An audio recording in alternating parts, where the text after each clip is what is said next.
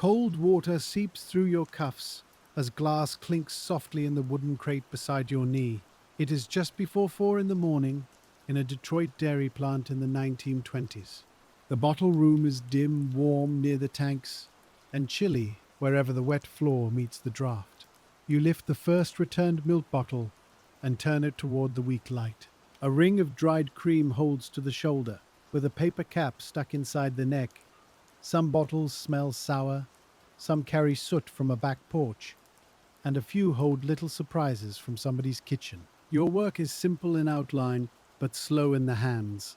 Sort, soak, scrub, rinse, inspect, and send the glass onward. Beyond the wall, the filling room will soon need clean bottles for the morning's milk.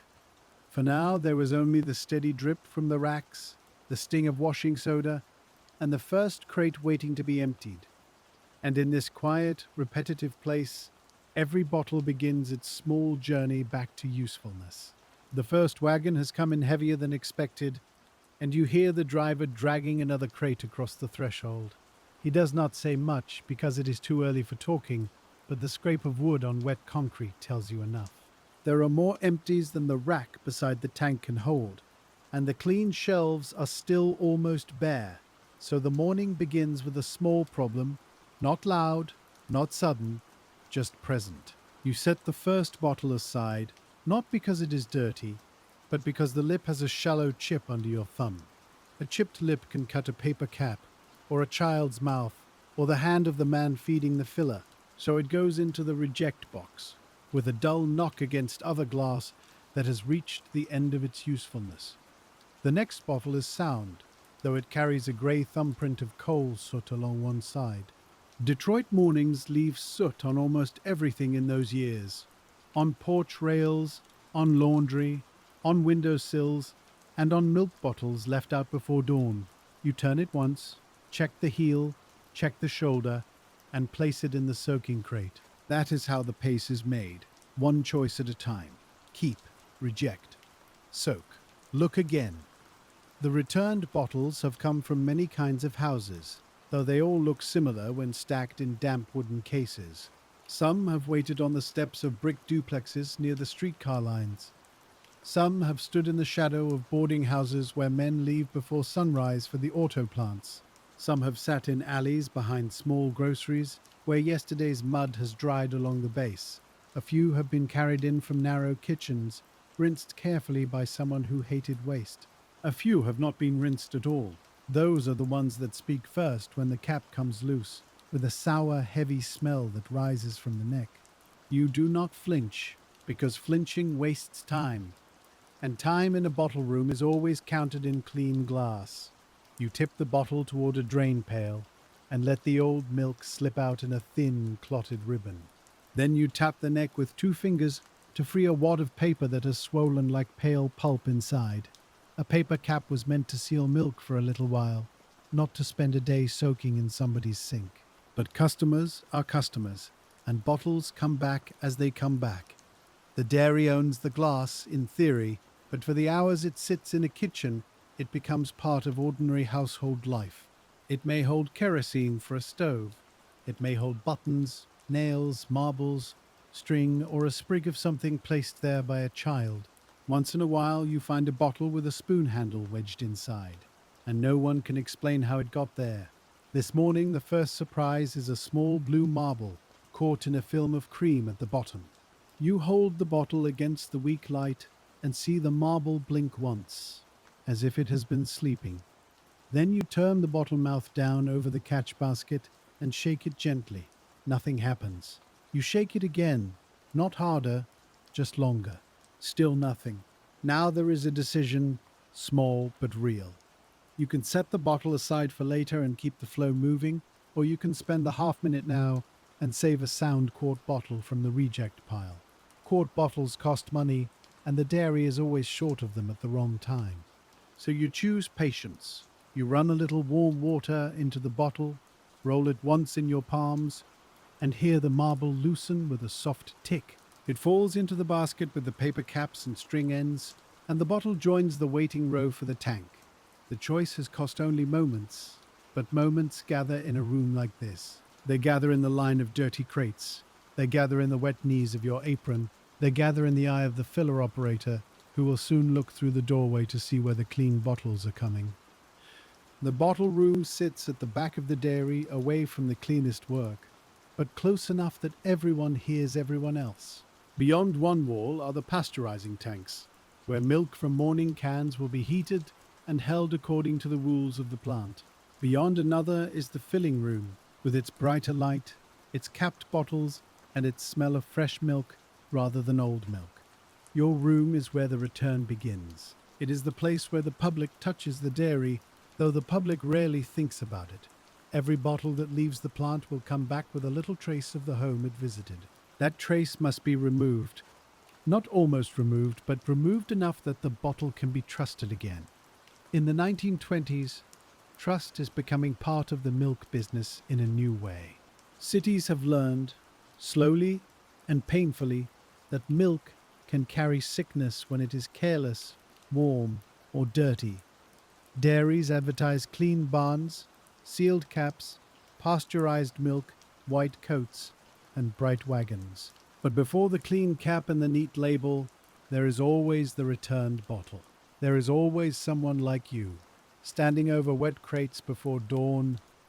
Another crate arrives with a darker patch under it, and you know before opening it that something inside has leaked. The driver mutters that the east side alleys were bad yesterday, all mud and broken planks, and one case road tilted. You nod, because the reason matters less than the result. Sour milk has dried between the bottles, and the crate smells like a warm cellar, though the room is cold. You pull the bottles one by one, using the rhythm your hands know. First, the embossing.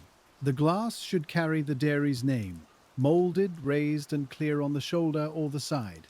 If it belongs to another dairy, it cannot go forward with yours, even if it is perfectly sound. Milk bottles move around a city like small mistakes, left on wrong porches, exchanged by grocers, returned in mixed lots. A bottle from a rival dairy may have the wrong lip, the wrong shape, or the wrong volume. It may jam in the filler, fail to take the cap, or bring an argument no one wants. So your eye learns names the way a reader learns familiar words. You do not sound them out. You see the curve of a letter, the height of a shoulder, the thickness of the base. This one is yours. This one is not. This one is yours, but cracked at the heel. This one is old and cloudy, with milkstone clinging in a pale ring. Milkstone is not really stone, though it looks stubborn enough. It is the hard mineral and milk film that gathers when bottles are not cleaned well, especially around the shoulder where a brush may miss. It gives the glass a cloudy cast, like a breath that will not wipe away. If it goes forward, someone may see it under a kitchen lamp and wonder if the milk is clean. That doubt is enough to matter. So the cloudy bottle is set aside for a longer soak, and the sound ones go toward the tank. The crate is half emptied when you find the second surprise of the morning. A narrow bottle has been pushed among the quarts, a pint bottle from a cream route, its mouth too small for the regular carrier. If it slips into the wrong place later, it may strike the brush wrong or break in the machine. You place it in a separate corner with other odd glass. The floor is beginning to fill with categories: sound quarts, questionable quarts, other dairies, pints, rejects, bottles needing hand attention, bottles waiting for the caustic tank. Each pile makes sense only if you keep it in your head. No one writes all of it down at this hour. The room depends on memory, habit, and the small map your boots make across the floor. By 4:30, the steam line gives a soft knock inside the wall. It is not a frightening sound, just the metal waking as heat comes through. The soaking tank waits low and long, its surface dull under the lamps. The water is not plain water.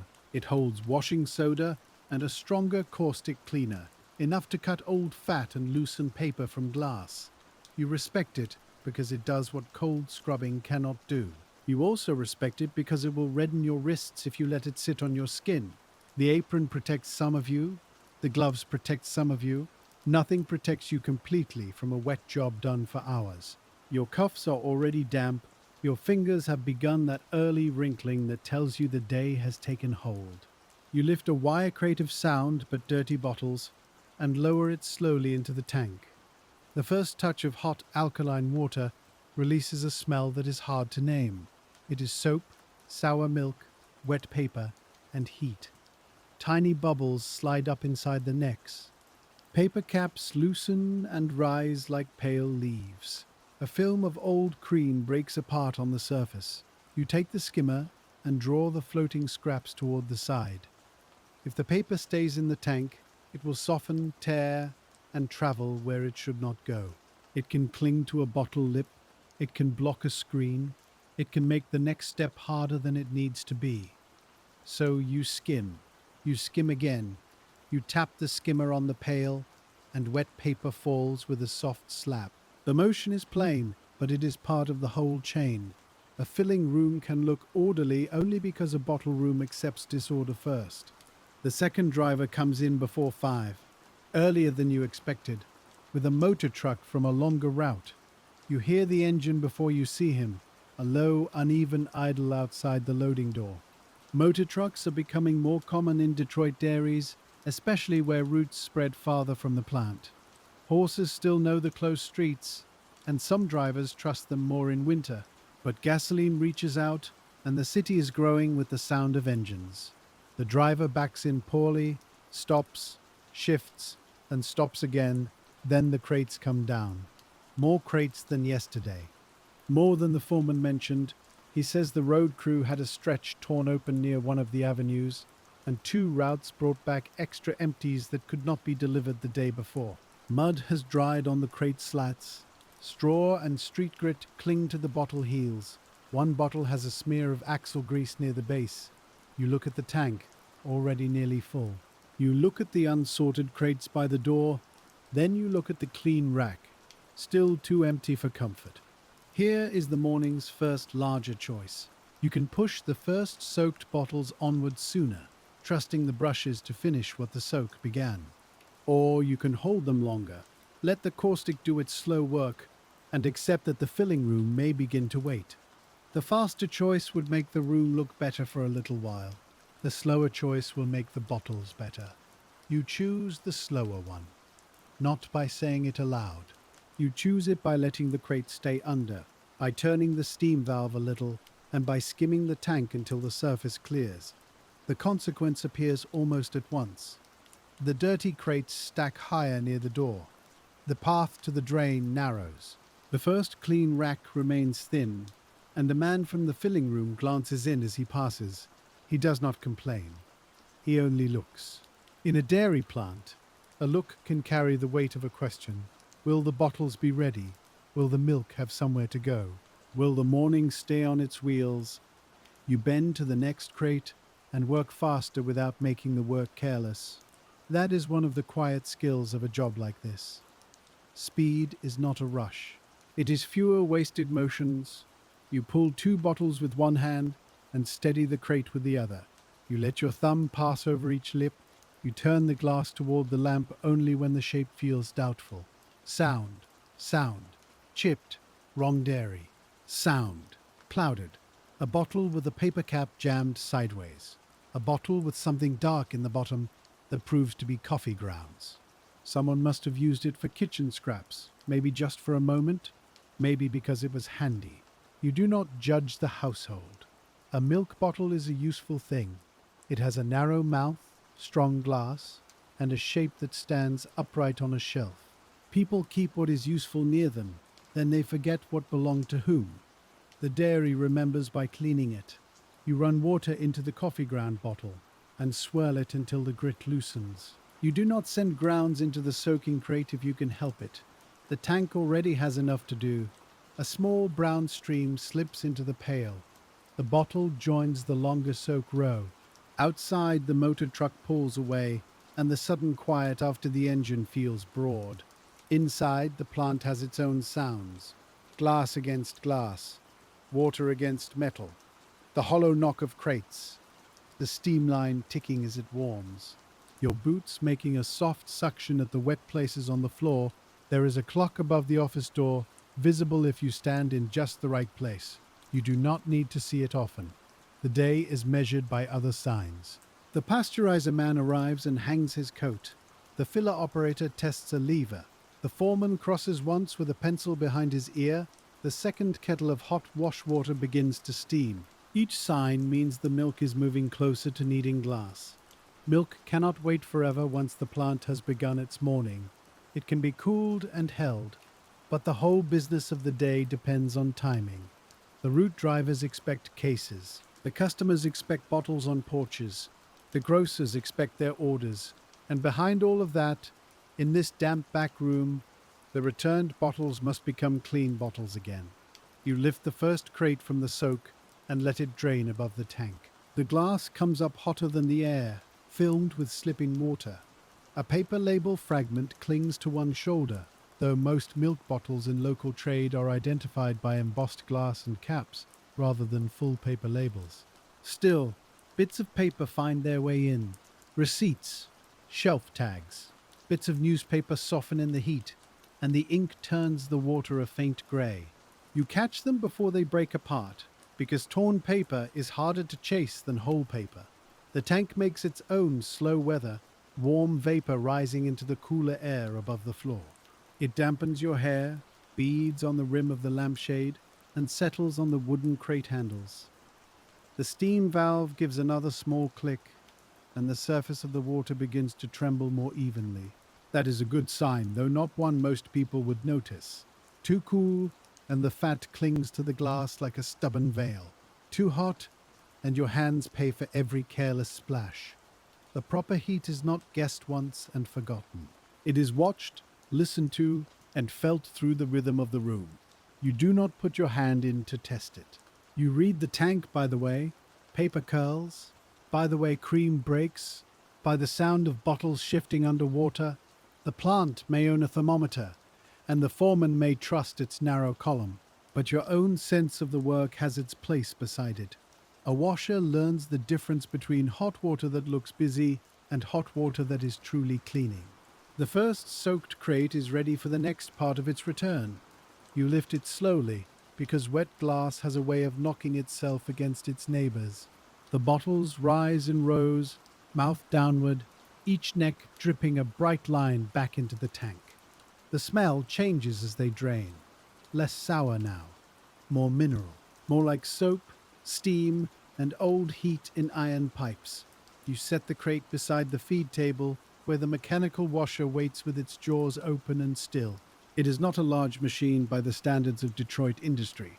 Not beside the presses, conveyors, foundry cranes, and assembly lines growing across the city. But in this small dairy, it is the hard-working center of the bottle room. It has chains, guides, spray pipes, and stiff revolving brushes that reach inside the glass. It can do more work than a man with a hand brush, if the man feeds it correctly. That small condition matters. If the bottle enters crooked, the machine will not forgive it. If the neck is chipped, the brush may catch and worry the crack wider. If the bottle is too narrow, the carrier may hold it wrong. A machine can make labor easier, but it also makes mistakes faster. So you stand close, watching every mouth, every shoulder, every wobble. The foreman comes to the doorway with his pencil still behind his ear. He asks, quietly, how long before the first clean rack? You tell him the tank needed more heat, and the returns came in rough. That is all. There is no speech about caution. There is no complaint about extra crates or muddy alleys. A bottle washer does not win time by explaining time. The foreman looks at the tank, then at the feed table, then at the waiting crates. He nods once because he sees enough. He has his own pressures beyond the wall. Milk has arrived in cans, and cream has risen in the order books, and Roots must leave with something to sell. But he knows a cloudy bottle can undo the clean look of a whole case. He steps away, and the room feels slightly larger again. You take the first bottle from the drained crate and set it mouth down into the machine carrier. The glass is warm through your glove. A chain catches the bottle and draws it inward. For a moment it disappears behind the wet metal guard, then the brush finds it. You hear a rough, hollow buzzing as the bristles enter the neck and spin against the inside wall. The sound is steady when the bottle is seated right. It chatters when something is wrong. You listen the way a driver listens to a wheel bearing or a printer listens to a press. The machine talks in small changes. The next bottle goes in, then the next. The carrier takes them one by one, and water strikes the outer glass in quick silver bursts. It is louder now than the sorting was, not loud like a factory floor full of stamping machines. Loud in the wet, close way of water, brushes, chain, and glass. The sound fills your ears, then settles into the background of your body. After a while, you do not hear each bottle. You hear the pattern: set, catch, brush, rinse, release. Set, catch, brush, rinse, release. At the far end, the first bottles come out cleaner than they went in. Not finished, not trusted yet, but clearer. With the old film broken and the necks free of paper, you place them into a rinse rack and let fresh water finish what caustic and brushes began. The rinse water must run clean. If the wash leaves alkali on the glass, the bottle may look clean and still carry a sharp taste. No dairy wants a customer pouring milk into a cup and smelling soap. No mother wants a child to make a face at breakfast. So the rinse is not a polite extra. It is part of the promise. Hot wash loosens, brushes scour. Fresh rinse carries away what should not remain. The bottle must come out empty of yesterday, ready for today. The motor truck's late return has shifted the whole morning by a few inches. Nothing has broken, nothing has stopped. But every step now has less room around it. Dirty crates stand closer to the tank. Odd bottles sit in a low mixed heap near the wall. Rejects in the wooden box have begun to form a jagged little city of broken lips and cloudy heels. You move carefully because wet floors punish hurry. A foot placed too quickly can slide on milk fat, caustic water, or a stray strip of paper. Most of the time, a slip only bruises pride and makes the room laugh. But with glass in both hands, even a small fall can turn expensive. So you work with quick hands and slow feet. It is an old compromise in wet trades. Hands hurry, feet think. The tank begins to lose its lively surface again, just slightly. Steam still moves under the water, but the bubbles are lazier than before. You see it first in the cream rings. A ring that should loosen in minutes now holds to the shoulder after soaking. Then you see it in the paper caps. They soften, but do not lift away cleanly. The water has fallen below the temper you need. Maybe the steam pressure has changed because another part of the plant has called for heat. Maybe the valve has shifted. Maybe the tank is simply heavy with cold returns from the morning truck. Whatever the cause, the result is the same. If you feed these bottles now, the brushes will work harder and some milkstone will remain. If you wait, the filling room waits with you. You glance through the doorway toward the brighter room beyond. The filler operator is there, wiping down the metal table with a white cloth already damp at the corners. He looks back once, not unfriendly, just measuring. Then he turns away. The choice is not grand, but it is stubborn. You stop feeding the machine for a moment. The chain plinks empty, then quiets. The sudden lack of motion makes the dripping louder. You reach for the steam valve and turn it a little, not too much. A hard surge of steam can jolt the tank and make bottles knock together below the surface. A small increase is better, a careful increase. The pipe hisses, and the metal beneath the tank answers with a soft rolling sound. You skim the surface again, drawing off paper, cream scum, and a floating matchstick from somewhere unknown. It is always strange, the small things that travel through a city in returned glass. A matchstick, a hairpin, a length of red thread, a folded corner of waxed paper. No single object means much, but together they tell you that every bottle has lived somewhere else overnight. You give the worst row another few minutes under the water. Time passes differently when you are waiting for cleaning to happen. It is not idle time. You are watching, skimming, adjusting, and moving the next crates into reach. Still, you feel the minutes gather behind you. The filling room will not care that each minute was used well. It will only see whether clean racks are ready.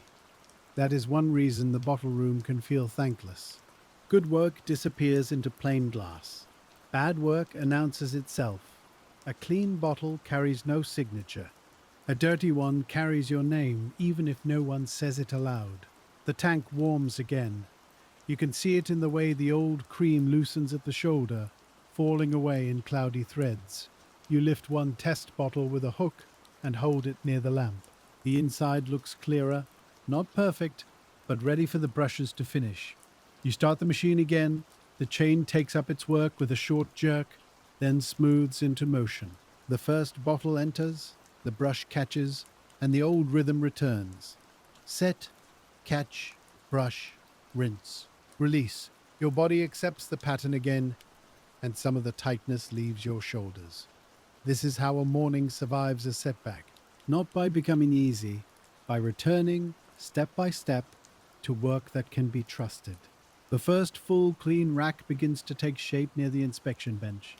The bottles stand upside down, their open mouths resting in the grooves, their bases catching the weak light. They are not shining like advertisements. They are working bottles, thick, practical, a little scuffed at the heel. Some have bubbles trapped in the glass from when they were made. Some lean almost imperceptibly because old molds were not always perfect, but they are clear enough to carry milk. That is what matters. You lift one, turn it, and see the dairy's name raised on the shoulder, softened by years of hands. Embossed letters are easier to clean than paper labels, but they hold a shadow of grime if neglected. Your thumb passes over the raised name. The bottle belongs here. It has come home. Another crate from the east side route brings a new kind of nuisance. At first glance, the bottles look ordinary, quart size, cloudy from use, and mostly sound. But when you lift the first one, the mouth feels narrower under your thumb. You turn it toward the light. The embossing is not yours. The name belongs to another dairy across town, one with a slightly different bottle shape and a lip that sits lower. You set it aside. The next, a whole row of them. Someone has mixed glass at collection, maybe a customer, maybe a grocer, maybe a tired driver in yesterday's mud. It happens often enough that no one is shocked, but this morning, with clean racks short, it hurts more than usual. Wrong bottles are not useless, exactly. They can be returned, traded, or sometimes held for adjustment with another dairy. But they cannot feed your filler today. Their mouths may not fit the capper.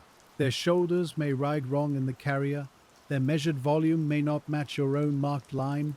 A bottle can be glass, clean, and still not be the right answer. You pull the crate closer and begin sorting by shape, not by reading each word fully.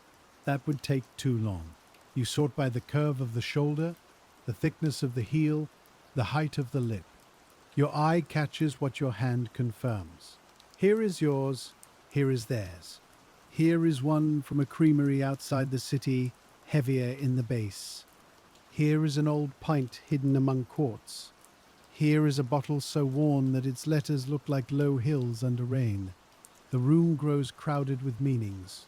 Glass is no longer just clean or dirty. It is yours, not yours. Cracked, clouded, odd, usable, doubtful, ready, waiting.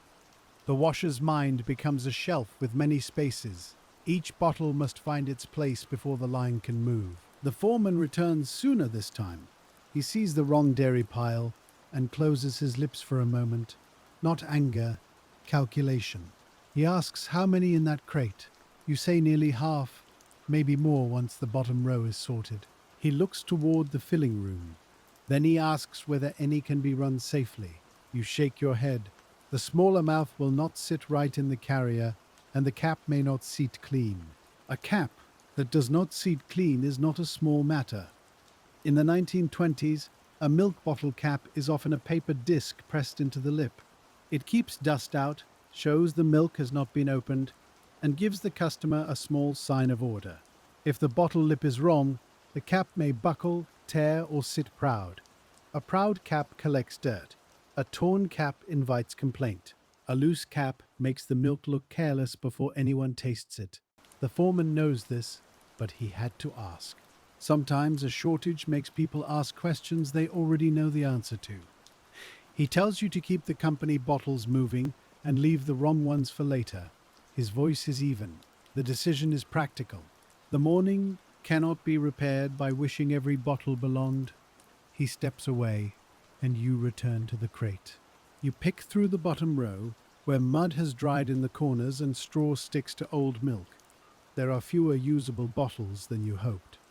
The wrong glass goes to the side, necks all turned in one direction so no one mistakes the pile later. The good glass goes into the soak, though some needs extra time. The cracked and chipped go into the reject box. The odd pints go with the other small bottles. Every separation costs seconds. Every second belongs to the morning. But the cost is smaller than a broken machine or a bad cap. The brush machine keeps finding what sorting missed. A bottle that looked sound begins to wobble in the carrier, and you catch it before the brush enters. You lift it free and see a chip hidden under dried cream at the lip. Another bottle clicks sharply during brushing, a high sound inside the ordinary churn. You pull it at the release and find a star chip near the heel, small but enough. Another comes out with a white crescent still clinging near the shoulder, milkstone. The soak did not soften it fully, or the brush missed the angle. You hold that one aside for another trip through the hot water. The machine is not cruel. It is honest. It finds the weak places you cannot feel in a hurry. It also makes a weak place worse if you pretend not to notice. So you do not pretend. You pull, you sort, you send back. You give up a little time to save trouble later. By mid-morning, the room has changed from cold and dim to warm and wet. The high windows have taken on a pale grey daylight, the kind that comes through city smoke and winter damp. Outside, Detroit is waking into its louder work. Streetcars grind on their tracks. Bakery wagons move. Men cross streets with lunch pails, collars turned against the morning. In the dairy, the milk has moved from receiving toward heat, cooling, and filling. The plant is no longer gathering itself. It is in motion. And your room is now the place where the motion narrows. If bottles come clean, milk can leave. If bottles lag, the day tightens. You have been standing long enough that your legs know the floor better than your thoughts do. There is a low place near the drain where water collects. There is a raised seam by the tank that can catch the edge of a crate. There is a dry patch under the shelf where a man can stand for a moment and feel grateful. You use that dry patch when you can. Not for rest exactly, for balance. You shift your weight, flex your fingers inside the gloves, and pull the next clean row towards inspection. Your cuffs are soaked now. The apron hangs heavy against your knees. Caustic water has found a small place near your wrist, and the skin there feels hot and tight. You rinse it at the side tap because ignoring it will only make it worse. Then you return to the bottles. The work does not pause simply because a wrist stings. It only waits for your hands to come back.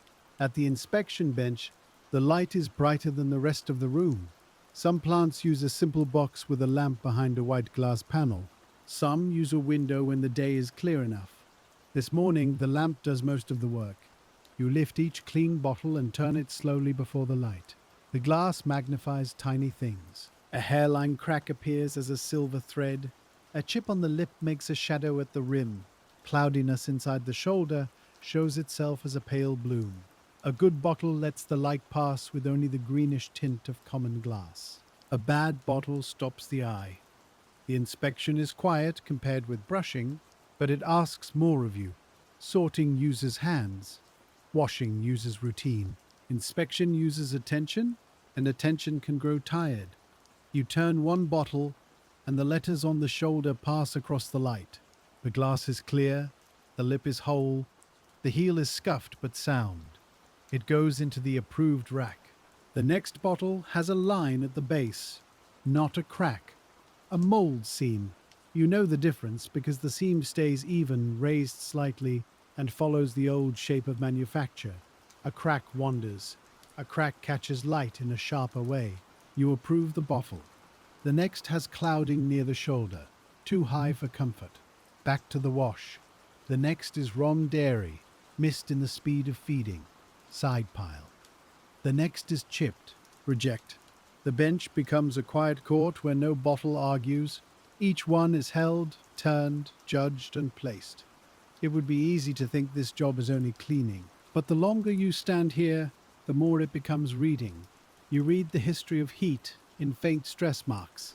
You read careless handling in chipped lips. You read poor washing in old cloudy shoulders. You read yesterday's shortcuts in the small places where dirt remains, under the raised letters, inside the heel, and around the narrow inner curve of the mouth. A bottle keeps a record even after the customer has forgotten it. You do not think of it in grand terms while you work, because grand thoughts are hard to hold with wet gloves. But your hands know that each clear bottle has been persuaded back into service, not merely washed. The clean rack fills by degrees, row after row, until it begins to look useful. That sight eases the room a little. The filler operator comes to the doorway again, and this time he sees enough glass to take the first rack. You do not hand it over yet. You finish the row in front of the lamp, turning every bottle because almost clean and almost sound are not the same thing. The operator waits with one hand on the wooden side rail. He is not impatient in his body, but his eyes keep counting. You count too, though in a different way. You count lips, heels, shoulders, floors, and clean light. When the rack is ready, you lift one end and he takes the other. Wet wood is heavier than it looks, and the bottles shift with a soft, close clinking. Together you carry the rack across the short stretch between rooms. The floor changes under your boots, from the gritty wet of the washroom to the cleaner damp near the filler. The air changes too. It smells less of sour returns and more of fresh milk, hot metal, and washed cotton. For a moment, you see where your work is going. The filler stands ready, with its polished spouts and its narrow place for the bottle mouth. Paper caps sit stacked nearby, dry and flat, waiting to be pressed into the lip. Milk moves through the plant in covered lines and tanks, held as carefully as the equipment allows. And all of it, all that careful handling, needs a plain bottle at the end. The first clean rack is set down by the filling table. No one praises it. The operator only nods, and that nod is almost better than praise, because it means the glass can be used. You turn back before the machine takes its first bottle, because the bottle room has not become less full while you were gone. The empty space left by the clean rack seems to vanish at once. There are still crates near the door. There are still odd bottles against the wall. There are still paper caps floating in the tank, like tired leaves. The day has accepted one small improvement and then asked for another. That is the nature of this work. One rack is never the work. One rack is only the next breath.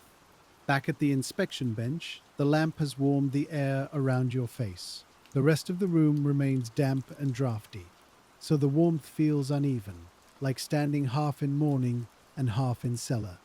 You wipe the white glass of the light box with the edge of a towel. A film gathers there from steam, and a film can hide a flaw. It is a small thing to wipe the glass. It is also the difference between seeing and guessing. You place the next bottle before the light, turn it, and let the glow pass through. The shoulder is clean, the lip is sound, the base shows ordinary scuffing. Approved. The next one has a pale scratch that does not catch light. Approved. The next one has a small inner shadow at the heel. You pause. The shadow sits deep in the thick glass at the bottom, not on the outside. You turn the bottle slowly, and the mark turns with it. It might be a bubble from the glassworks. It might be a bruise in the glass from a hard knock. It might be nothing at all. A bottle washer learns that not every mark is a fault. Old glass has waves, seeds, and faint lines from the day it was made. Many milk bottles of the period were made in molds, pressed and blown by machines that worked quickly, but not perfectly. A little trapped air inside the glass is common. A seam is common. A wavering thickness is common. But a crack is different. A crack has intention even when it is small. It travels.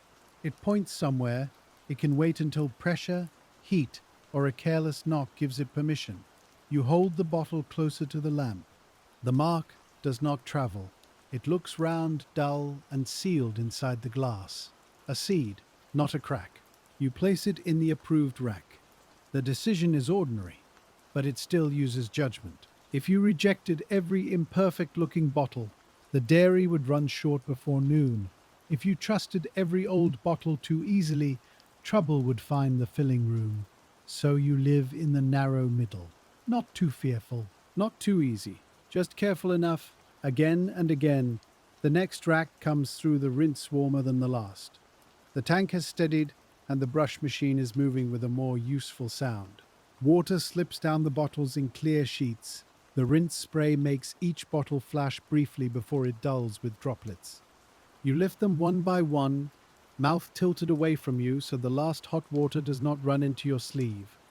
Your sleeve is already wet, but there are degrees of wetness in a room like this. There is damp. There is soaked. There is the cold trickle that finds the elbow. You have met all three by mid-morning. The apron pulls at your neck and your gloves feel heavy at the fingertips. Still, the rhythm holds. Feed, brush, rinse, inspect, rack. A second clean rack goes toward the filler. Then a third begins to form. For a little while the room feels almost balanced.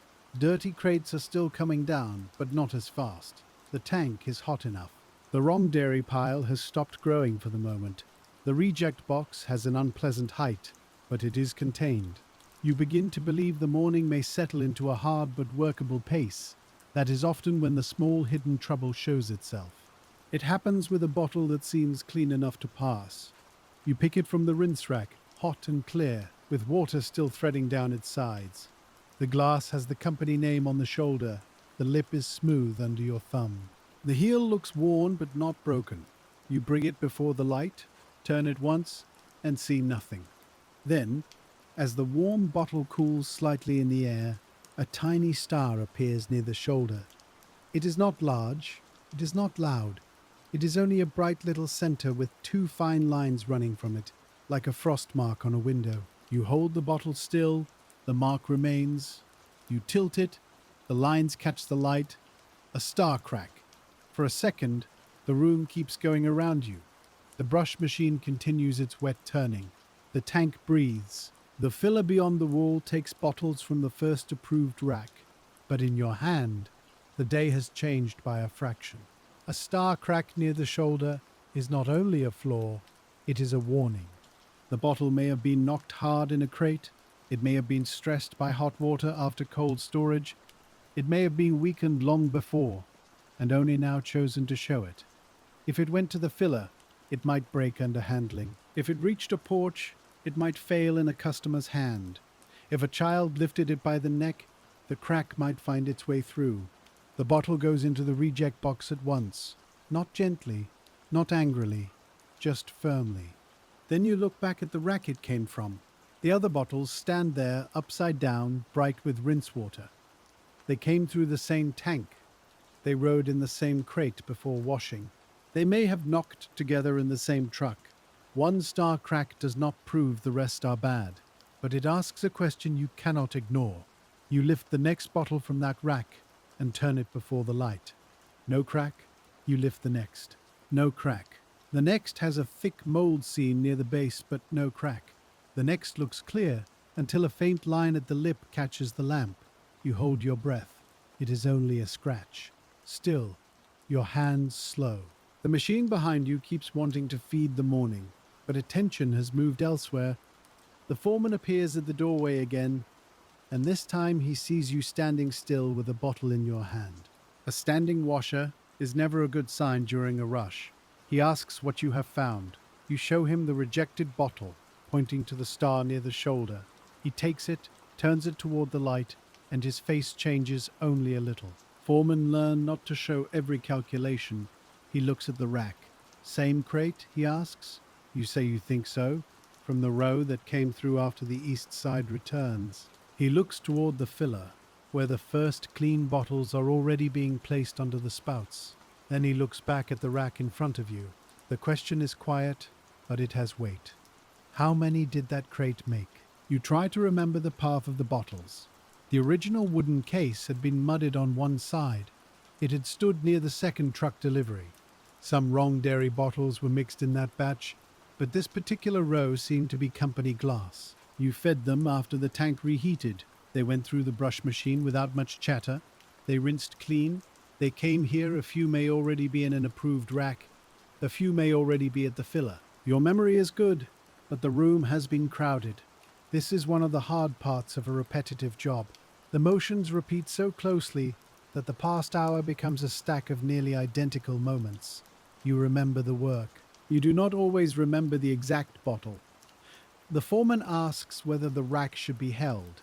You already know the answer, but saying it costs something. Yes. This rack should be held, and the rack before it should be checked again, at least the row from the same feed. The foreman says nothing for a moment. The filling room is short on glass. The pasteurized milk will not wait politely while every doubt is settled. But a cracked bottle in the filling room can cost more time than caution. Broken glass near milk is not a small interruption. It means stopping, cleaning, checking, and sometimes losing product that might have been safe a moment before. No one wants that. No one wants the customer complaint either. No one wants a city man asking why a cracked bottle left the plant. So the foreman nods. Hold it, he says. His voice is flat, because flat is useful. You pull the whole rack aside, the bottles clink together, innocent and suspect at once. You set the rack on the dry patch near the wall, away from approved glass. Then you take a scrap of broken paper cap from the bench and tuck it under the corner of the rack as a marker. It is not official, it is not elegant, it is simply visible. Do not use. Look again. That is what the bit of paper means. The consequence is immediate. The approved rack beside the filler is now the only safe supply in reach. The next rack is only half inspected. The suspect rack has become a small island that no one wants to touch by mistake. The brush machine still has bottles ready to move forward, but you slow the feed. It makes no sense to keep making more questionable clean glass if the source is not understood. The foreman steps into the filling room and speaks to the operator. You cannot hear all of it over the water. You do see the operator look toward the washroom, then lower his hand from the filler lever. A small pause passes through the plant. Not a shutdown, not a crisis, a pause.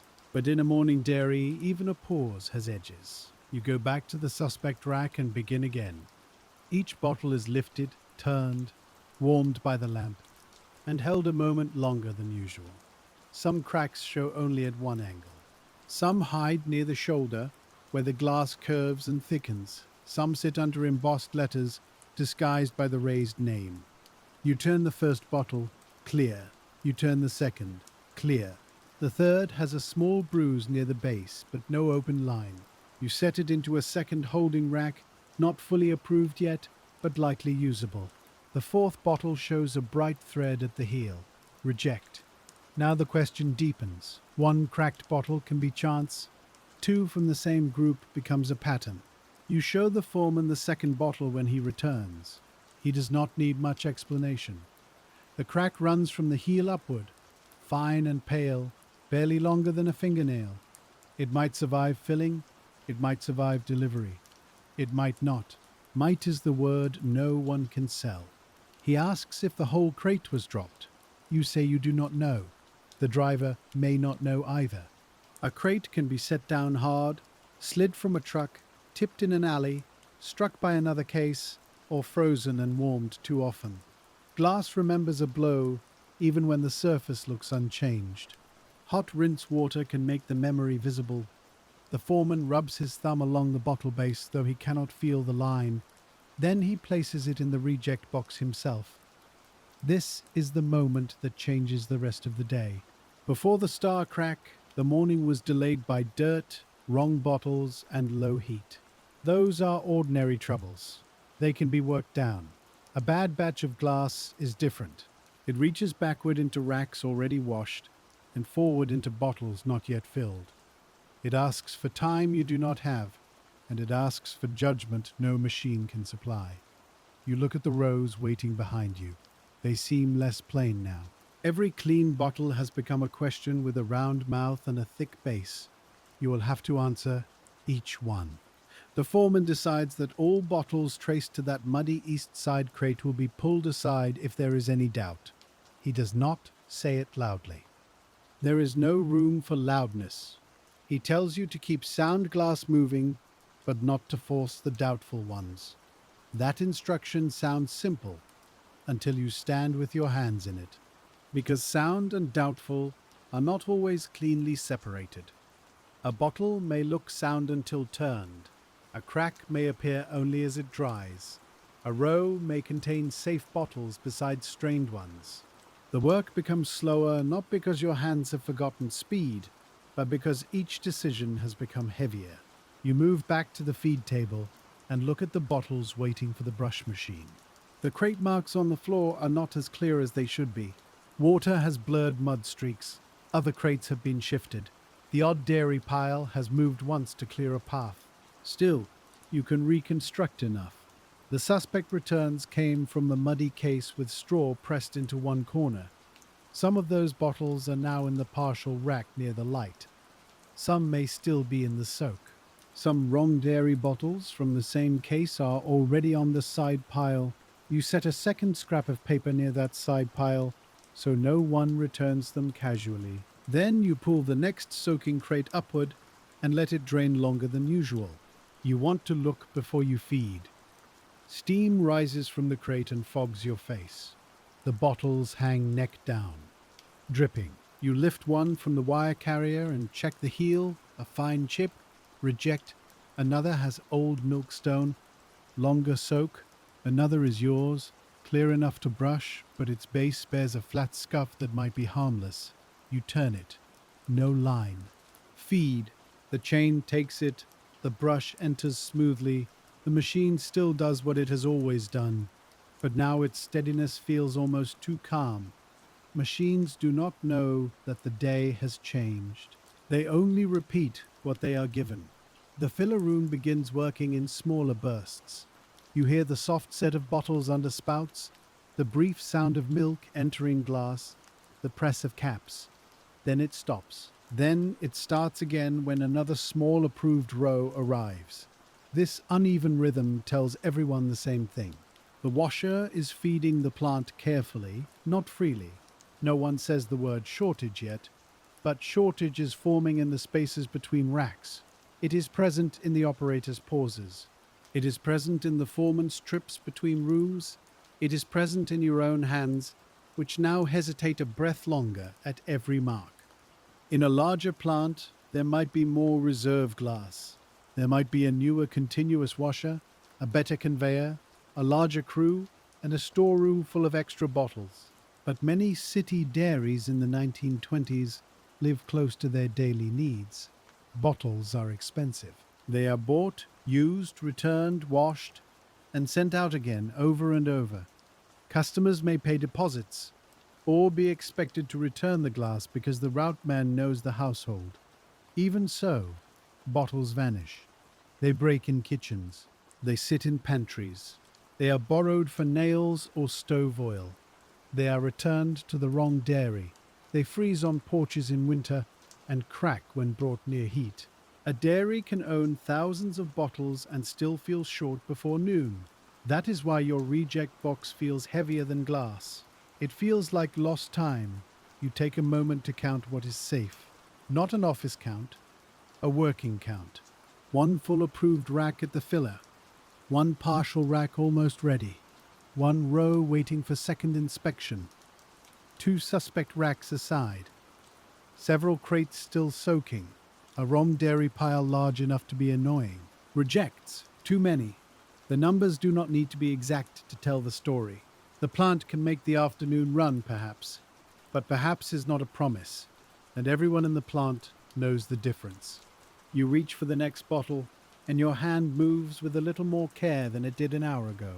The glass is warm from the rinse, but the room around it has begun to feel cooler because the pace has narrowed. You turn the bottle before the light, and the raised name slides across the white glow. No crack, no cloud, no chip. Approved. The next bottle has a clean lip but a dull place inside the shoulder.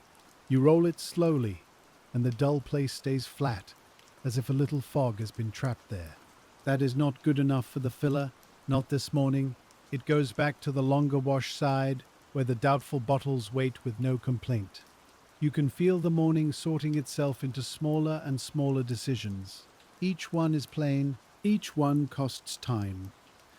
The foreman comes back with a short pencil and a small pad from the office. He does not usually write much in the bottle room during work, because paper does poorly where everything drips. Still, now he needs some kind of count. He asks how many rejects from the suspect crate so far. You tell him 2 cracked, 1 chipped, several doubtful, and the rest still being checked. He writes it down with a slow hand, shielding the page from spray. Written numbers change the feeling of a thing. A broken bottle in the reject box is only glass. A broken bottle in a foreman's pad becomes loss, delay, and explanation. It may become a note in the day's report, it may become a question for a driver, it may become a reminder to buy more glass before the end of the week. But here, beside the light box, it is still only a bottle you must not send forward. You turn another one, and the lamp shines cleanly through. Approved. The filling room begins to work again, but carefully. You hear the dull knock of an empty rack being set into place. You hear milk running into glass, short and soft like rain inside a pipe. You hear the capper press paper discs into lips that you have already touched, checked, and trusted.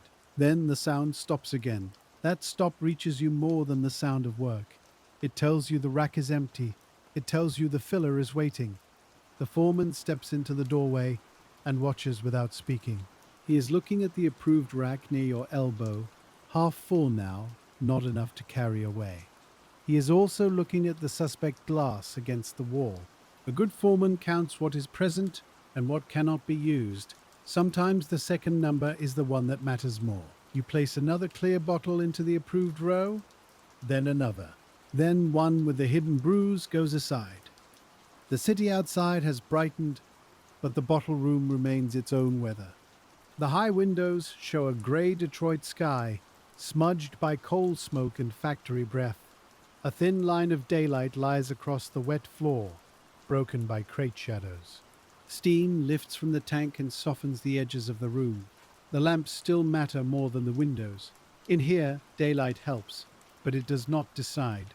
The inspection lamp decides. By late morning, the first note of the health man's visit arrives before the man himself. The office door opens, and the bookkeeper's voice carries back through the plant. It is not loud, but the foreman hears it. He turns his head. Then he wipes his hands on a towel, though they are already as clean as work will allow. A city dairy inspector has come in. In the 1920s, milk is watched more closely than it once was. Cities like Detroit have grown too large for old habits to go unexamined. Milk no longer travels only from a nearby cow to a known kitchen. It moves through farms, cans, receiving rooms, pasteurizers, cooling coils, bottling tables, wagons, trucks, grocers, porches, and ice boxes. Every place it passes can keep it clean or let it slip. So cities send men to look. The inspector is not a storybook villain. He is a man in a coat with damp cuffs, a notebook, and an eye trained by repetition. He has seen clean rooms and careless rooms. He has seen good intentions buried under bad habits. He has seen a shiny front office with a filthy drain behind it. So when he steps into the washroom, he looks first at the floor, then the tanks, then the racks, then the piles no one wishes were so large. You keep your hands moving because stopping would look worse than working slowly. A clean bottle goes to the light. A cloudy one goes back. A chipped lip goes to reject. You hear the inspector's shoes on the wet concrete, careful but not timid. He stops near the soaking tank, where the surface carries scraps of paper cap, pale cream scum, and a few stubborn bits of pulp. He does not speak at once.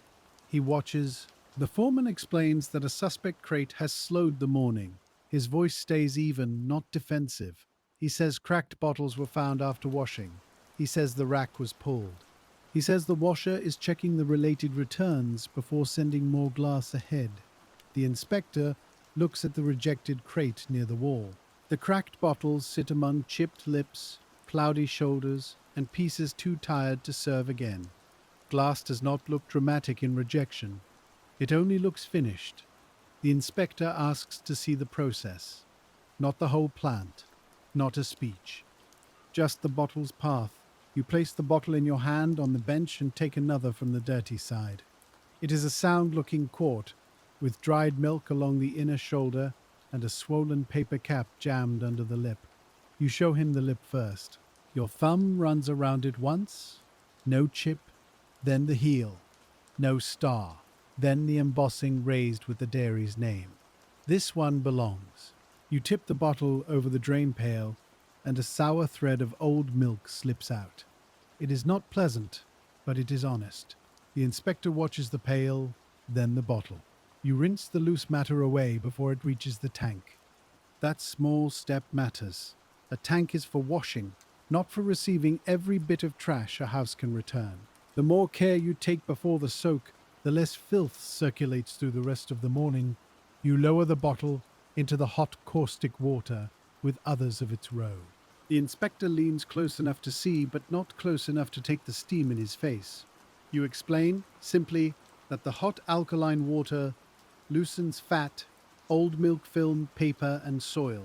You do not say it grandly. You do not sound like a chemist. You sound like a man who has seen what cold water fails to do. The bottle must soften before it can be scrubbed clean. The inspector asks about the strength of the solution. The foreman answers with the plant's usual measure, a scoop to the tank, tested by habit and by the supplier's direction.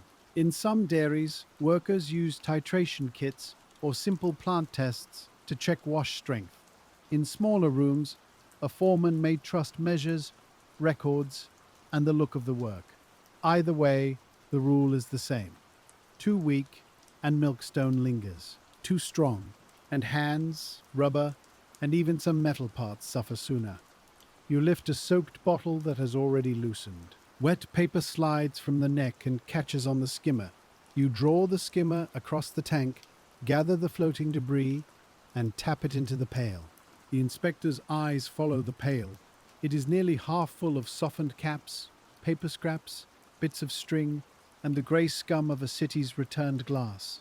This is the part customers never picture. They see a clean white cap on the porch. They do not see the wet paper that came before it.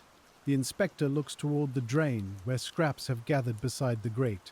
Not many, enough to notice. The foreman sees him notice. He tells the helper by the door to sweep the drain clear. The helper moves at once with a push broom, guiding pulp and water toward the grate. It is not panic. It is housekeeping becoming visible because someone has looked. You take the bottle from the drained soaking crate and feed it into the brush machine. The chain catches. The brush enters with its hollow, bristling hum. Spray strikes the outer glass and runs in shining lines. The inspector watches the machine for longer than you expect.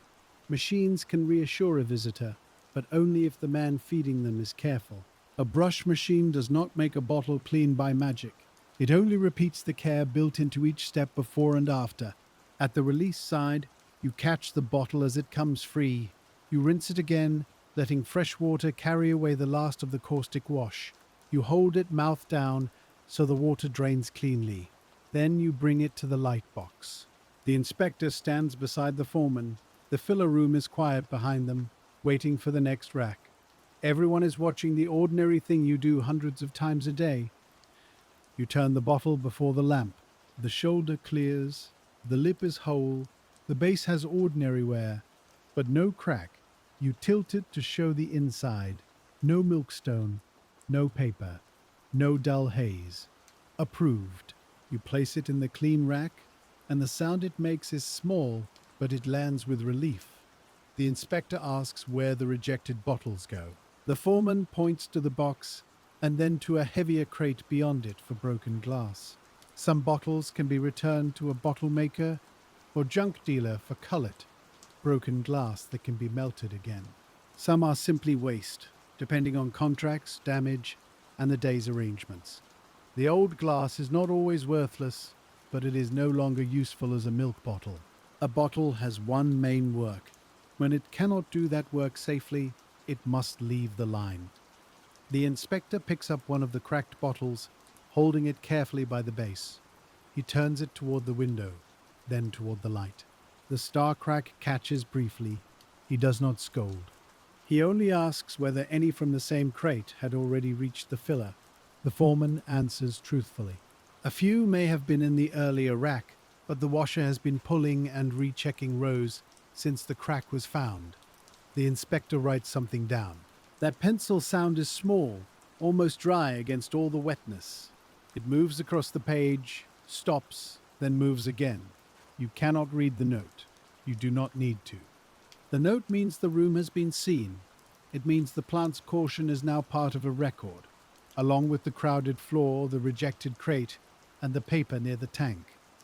A written note can protect a plant or trouble it later. Often it does both. The inspector asks to see the caps. The foreman leads him to the filling room, where dry paper discs sit stacked away from splash. You stay at the bench. Your place is not to follow the conversation. Your place is to keep the safe glass moving. Still, you hear some of it through the open doorway. Caps must be dry. Caps must fit. Caps must not sit where dirty hands or wet floors can reach them. A clean bottle with a dirty cap is not a clean package. Milk safety in those years is built from many ordinary things. Heat enough to pasteurize. Cold enough to slow spoilage. Cans washed after farm delivery.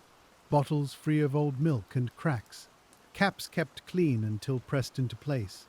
Wagons and trucks loaded so cases do not tip into street dirt. No single step carries the whole promise. Each one holds a small part of it. You lift another bottle, and the lamp reveals a faint crescent under the shoulder. Milkstone again. Back to wash. The next bottle is clear. Approved. The next has an old scratch across the base. Harmless. Approved. The next shows a tight line near the heel, and you almost miss it because the bottle is wet. You pause, dry the spot with a towel, and turn it again. The line remains. Reject. The reject box receives it with a duller sound than the approved rack. You have begun to know those sounds too well. Approved glass rings lightly because it stands among bottles that will move. Rejected glass knocks heavily because its movement is ending. This difference is not scientific. It is only how the room feels after enough hours. Even work sounds carry meaning when you live inside them. The inspector returns with the foreman and looks once more at the bench. He seems satisfied that the delay comes from caution, not idleness. Still, he points toward the damp paper cap debris by the tank. That area should be kept clearer, he says. The foreman agrees. The inspector also notes that suspect racks should be marked more plainly than with a scrap under the corner. The foreman agrees again. There is no argument. The inspector has not shut the plant down. He has not made a scene. He has only left the kind of small written marks that become work later. Clean the drain more often. Mark held racks clearly. Keep reject glass separated. Maintain wash temperature during heavy returns. Each note sounds simple, until it is added to a morning already short on hands. Before he leaves the room, the inspector looks at you directly. He asks how you know when a bottle needs a second wash. You hold up a cloudy one from the side row. You show him the pale bloom in the shoulder. Then you angle it until the light catches the inside curve. There, you say. It stays when the water runs. That means it is not just foam. It has to go back. He nods. That nod is not praise. It is recognition of a practiced eye.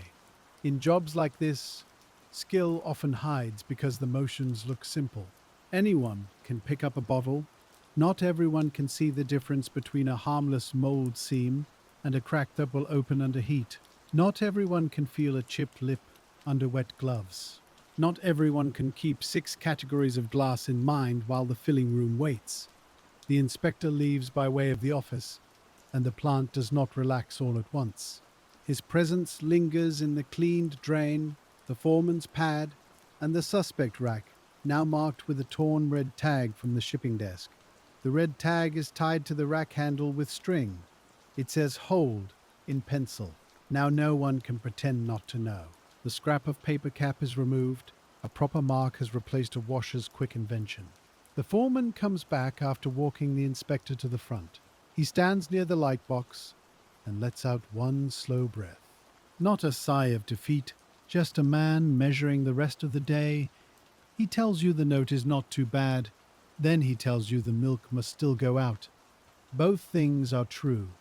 You return to the bottle in your hand. The rhythm begins again, but it is not the same rhythm as before. It is smaller, tighter, and more deliberate. You are no longer trying to clear the room as fast as the room asks. You are trying to feed the plant with bottles that will not make trouble later. That difference changes your hands. They move steadily, but they refuse to be hurried past judgment. The filler operator comes in for the next approved rack. This one is not full, but the foreman tells him to take it. Small waves, he says. Keep it going. The operator nods and lifts one side.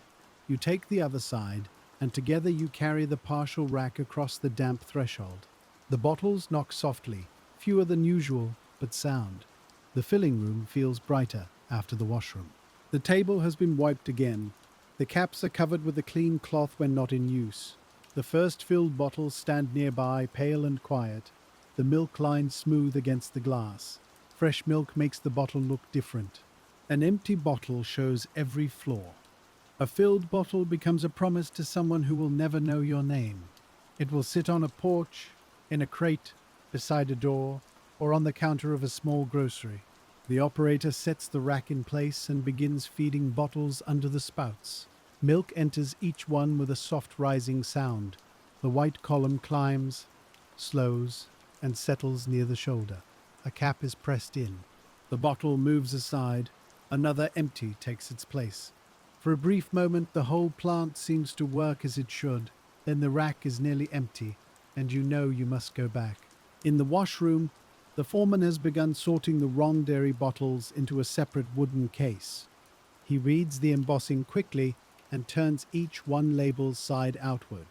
Some will be traded back, some may be held until a driver can return them, some might be counted as lost until the other dairy does the same with yours.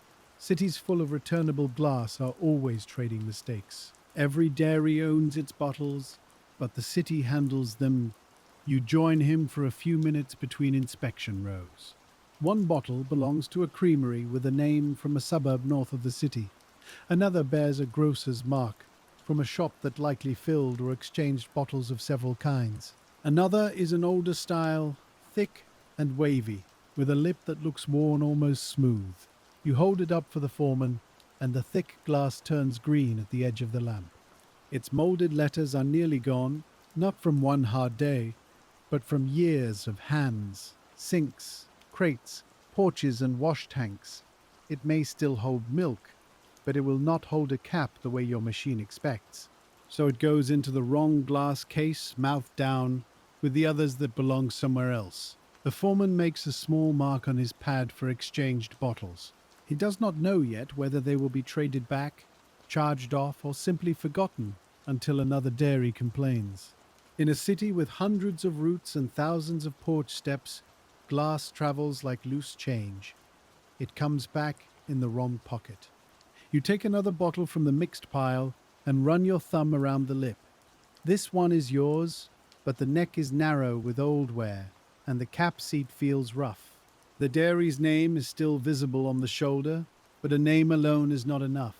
A bottle must fit the machine, fit the cap, and survive the route. You set it in the doubtful row, not rejected yet, but not trusted. The foreman sees the row growing and says nothing. He is learning the same shape of the day that you are learning. There is glass in the room, but less useful glass than the stacks suggest. There are crates, but not enough ready bottles.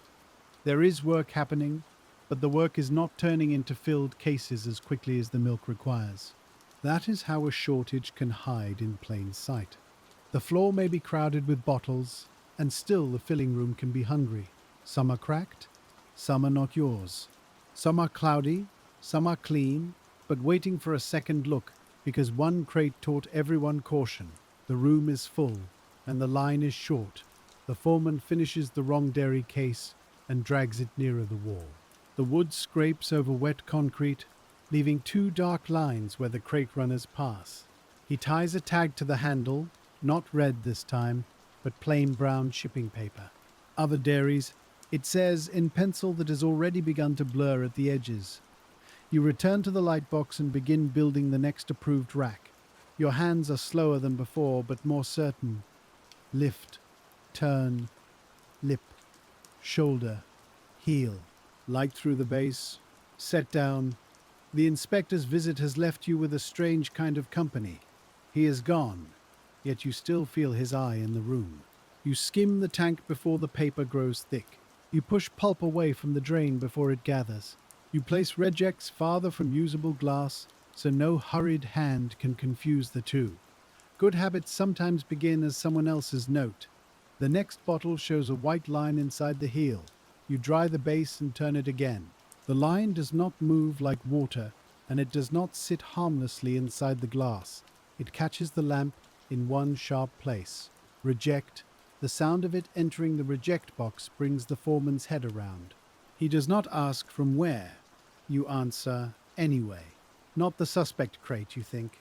This one came from the regular west route. The cleaner returns. That answer is not as comforting as either of you would like. One bad crate is a problem with a border. Bad bottles in several routes are more ordinary and in some ways more tiring. It means there is no single cause to remove. No one driver, no one alley, no one dropped case. Just the daily wearing down of glass, one trip at a time. The foreman writes one more mark. Then he closes the pad, because writing cannot wash bottles. He tells you to build a rack from the safest glass first. Sound quartz only, company mark only, no doubtful lips, no shoulder haze, no bottle that needs a story to explain it. That instruction fits the afternoon's need. The plant does not need every possible bottle right now. It needs enough dependable bottles to keep the filler alive. A smaller supply, if clean and sound, is worth more than a larger supply that must be questioned at the table. So the work changes again. You stop treating the route returns as fixed groups. Instead, you begin combining the useful bottles from several partial crates. The clear quartz from the west route join the sound bottles from the first east side row. A few from the grocer's case join them after a second inspection. The clean rack grows from pieces of the morning, not from one neat source. This is a small discovery, but it matters. Enough good glass is scattered through the room. It is not gathered where the route records say it should be. If you keep waiting for one crate to turn into one rack, the filler will stand idle too long. If you build racks by size, mark, and condition, the afternoon run may still happen. You tell the foreman what you are doing, because the arrangement will look disorderly to anyone walking in. He looks at the rows on the bench, then at the partial crates near the tank. He understands before you finish. Combine the sound ones, he says.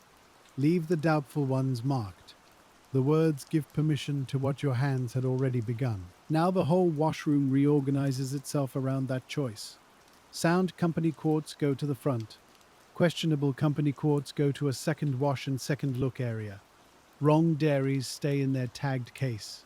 Pints and cream bottles wait by the wall. Cracked and chipped glass leave the line completely. The categories are the same as before, but their order has changed. The morning was about pushing all returns through the system. The afternoon will be about choosing the most trustworthy glass first. It is still repetitive work. It is just repetition with sharper edges. You pull a wooden case closer with the toe of your boot. The bottom is damp and gritty, and the case resists until it suddenly slides. The movement sends a small wave of water toward the drain. You wait for it to pass, because a wet floor asks to be respected.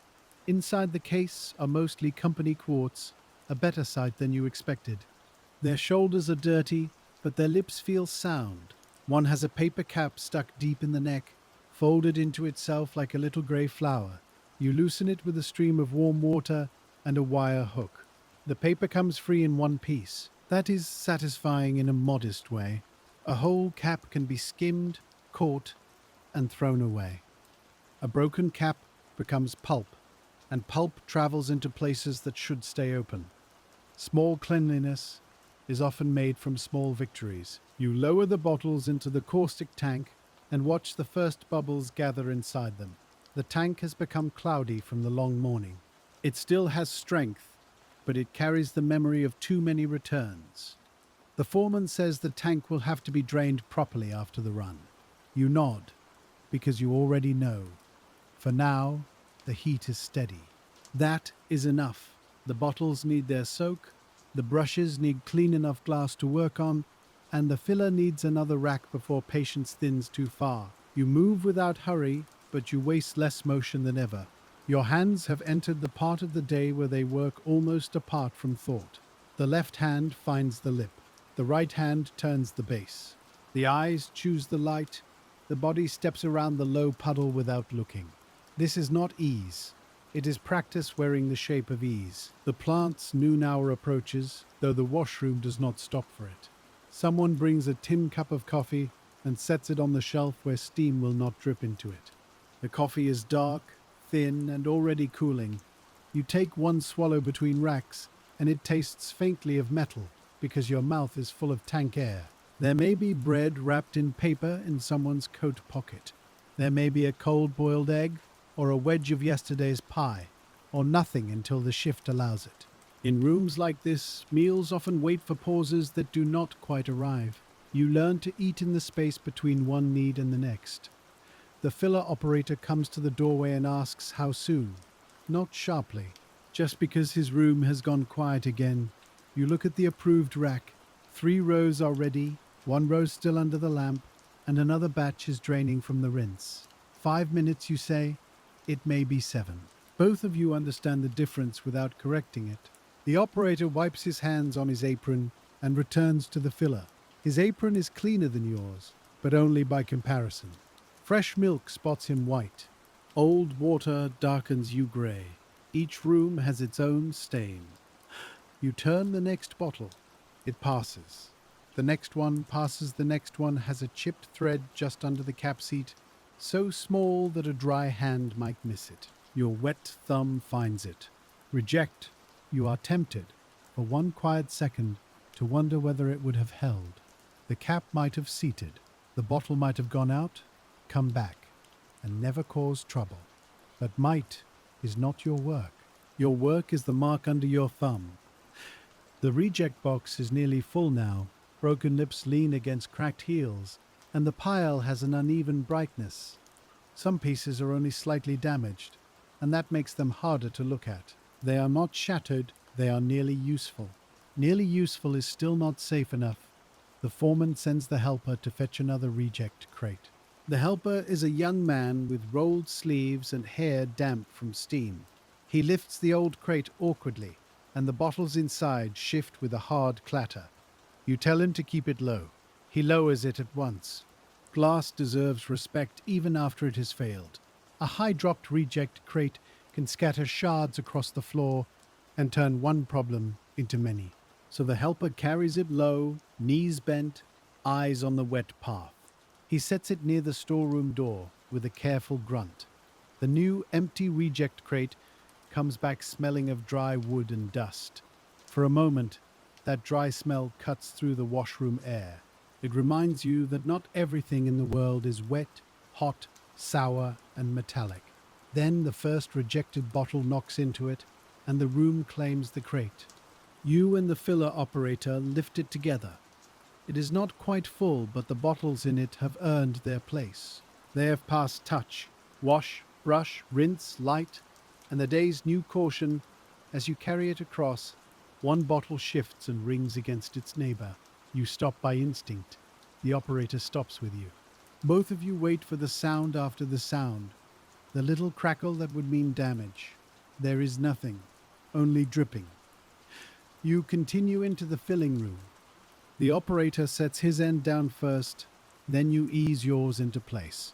The bottles stand ready, mouths up now, after spending so much of the morning turned downward for cleaning. That simple change feels like a small arrival. Milk begins to flow again, the filler's spouts descend or align depending on the machine, and the bottles receive the pale stream.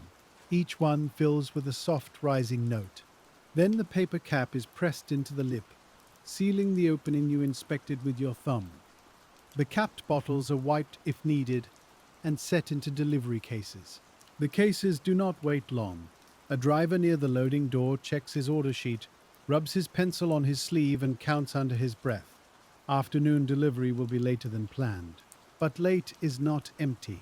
That difference matters. A porch that receives milk late may grumble. A porch that receives none may call another dairy. In the 1920s, loyalty can be sturdy, but it is not made of iron. Households remember who brings milk and who does not. You return to the washroom with that knowledge following you. No one asks you to think about customers, but the customers are in every bottle. A child's oatmeal, a laborer's lunch pail, a boarding house table, a grocer's chilled case. The work is wet and hidden, but its consequences sit in ordinary kitchens. The next batch of combined bottles is better. You can feel the room begin to yield.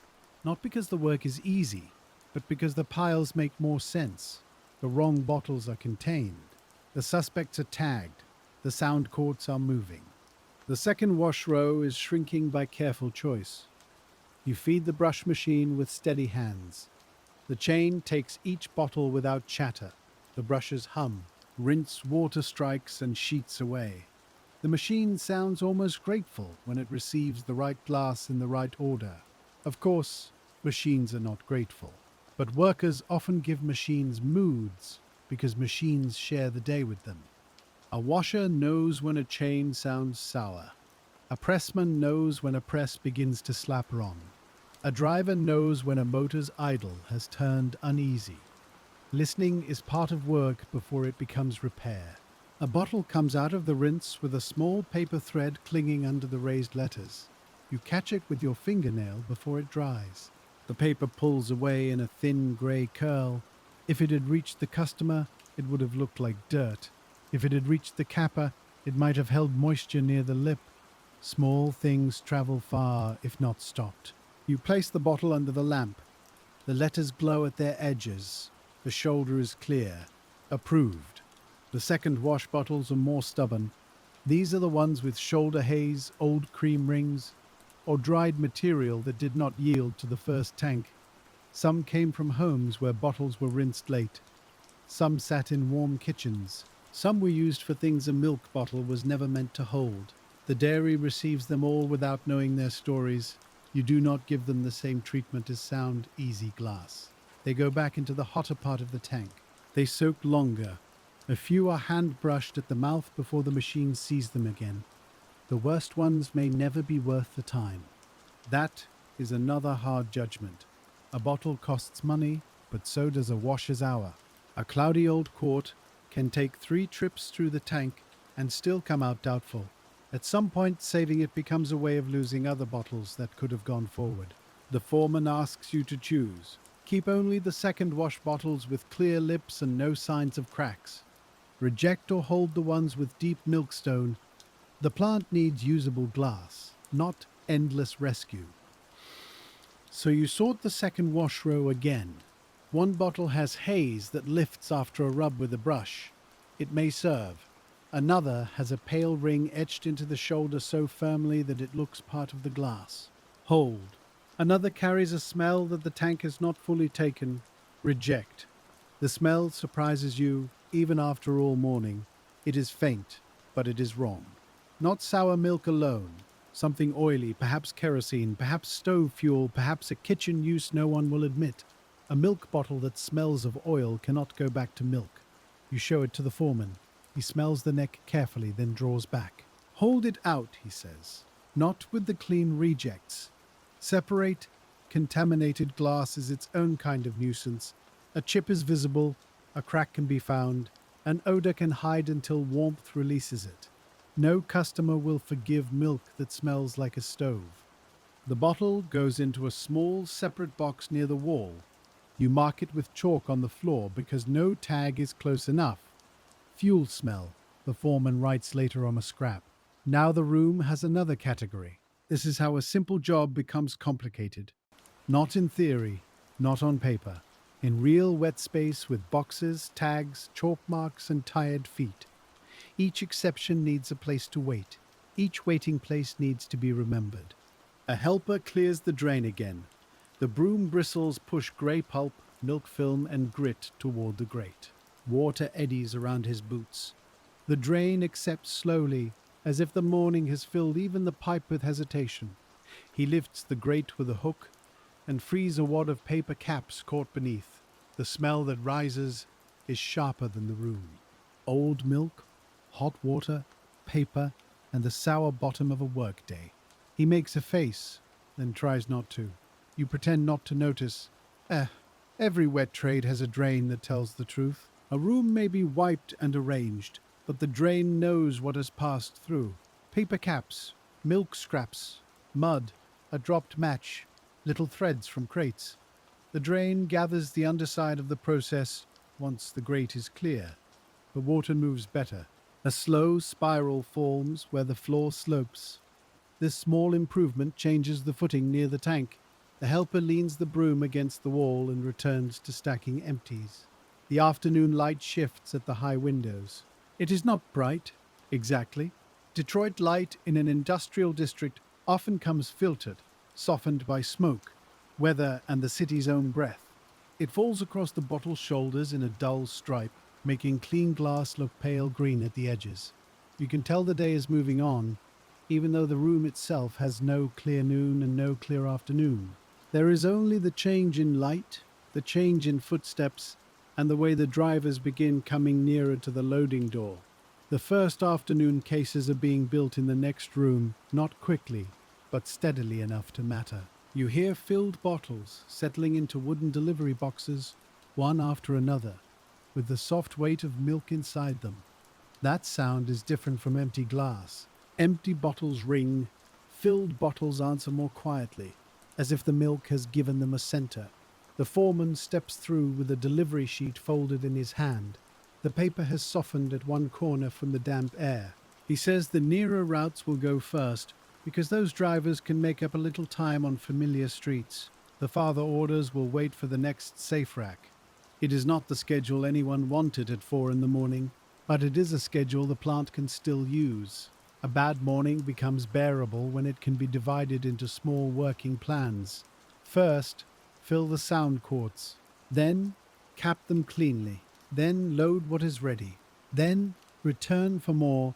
You look at the approved rack in front of you, only half full, but made from the best glass left within reach. Each bottle has passed under your hand twice. Some have passed 3 times. The rack is not beautiful. It is simply trustworthy. The filling room takes it before it is full. That feels wrong at first, because a rack wants to be complete. Rows want to finish themselves. But a half rack of approved bottles is more useful than a full rack waiting for one doubtful row. The operator carries it with you, and this time he does not ask how many more. He has learned the shape of the afternoon. He knows the answer will be small waves. Enough for one run of the filler. Enough for one group of cases. Enough to keep the day from stopping. When the rack reaches the filler, the operator places the bottles mouth up, guiding each neck into position. He has begun handling them with more care, too. The cracked crate has changed his hands, even though he was not the one who found it. That is how caution moves through a workplace. One person sees trouble, and everyone nearby begins to touch things differently. Milk flows again. The white level rises inside the glass, smooth and clean against the curved walls. A cap settles into the lip, pressed flat and even. The bottle is lifted away and placed into a case. The driver at the loading door watches from the corner of his eye. He has a route to keep and a truck that cannot earn money while it waits. Still, he says nothing to hurry the room. Drivers know bottles too. They know how glass sounds when a case has been dropped, and how a cracked bottle can spill milk across a truck floor before the first stop. He checks the filled case by touch, not by inspection. just making sure each bottle sits upright. The paper caps make a neat, pale pattern. Each one is dry. Each one is level. That level cap is a small sign that the bottle lip beneath it was worth trusting. The first late cases go out through the loading door. You hear the wooden box runners scrape, then the heavier sound as they are lifted into the truck. Outside, a motor coughs once and settles. The afternoon delivery has begun, not on time but not empty. No one cheers. No one has the spare breath for that. The plant only accepts the fact and turns back toward the next rack. Back in the washroom, the warm air feels thicker after the brief step into the loading side. The tank has darkened with use. The water still steams, but it is no longer the bright, fresh wash of morning. It has carried too much paper, fat, grit, and old milk through itself. You skim it again, slower now, because the skimmer pulls up heavier matter. Soft grey pulp collects along the edge. Cream scum folds over itself. A thin brown streak, likely from street mud, spreads across the surface before breaking apart. The tank is still doing work, but it is nearing the end of what it should be asked to do. That is another quiet limit in the bottle room. A solution can be hot. It can be strong. It can still become tired from what it has taken in. You tell the foreman after this run, the tank should be drained. He looks into the water and nods without argument. There are enough clean bottles to keep one more small wave moving, and after that the room will have to turn toward cleaning itself. The next crate is chosen carefully. Not the worst returns. Not the doubtful second wash row. You choose the crate with the most likely company quartz because the plant needs one more dependable feed before the tank is spent. The bottles inside are dirty, but ordinary dirty. That is a welcome kind of dirt. Cream at the shoulder, dust at the heel, one paper cap in the neck, no oil smell, no obvious chips, no wrong dairy shoulders staring back from the row. You lower them into the caustic water and listen to the dull bump as the crate settles. Bubbles rise through the mouths. The paper cap loosens and floats free after only a minute. The heat still has enough life for this. The helper brings another empty rack from storage. It is dry, and the wood is pale where it has not been soaked all day. He places it near the inspection bench, but not so close that it touches the suspect racks. You notice that small care. He has learned the geography of the room.